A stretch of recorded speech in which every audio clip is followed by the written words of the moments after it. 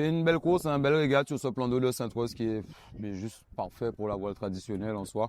Plan d'eau technique, des conditions juste idylliques, juste parfaites. Comme je disais, on fait un bon départ quand même en premier rideau, même si on est un peu gêné, on est à l'arrière de ce premier rideau.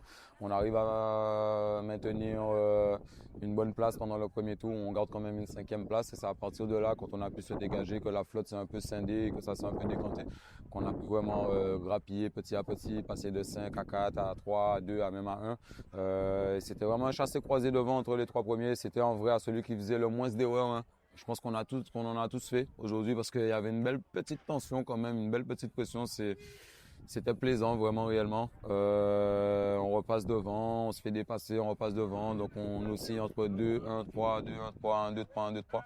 Et au final, on scratch sur la ligne d'arrivée avec Jean-Félix Xeria qui lui avait pris la bonne petite prisée là où il fallait pour passer comme il fallait sur la ligne. Et puis on finit deux. On est très content, satisfait de nos performances, de notre canot, de notre équipage, le fait que notre sponsor soit vachement actif sur le terrain et qu'il vienne nous voir avant et après régate et que nous on fasse des résultats comme ça. Franchement, il y a un bel engouement chez nous et on va garder ça et être bien prêt comme il faut pour le Tradito qui s'annonce chaud.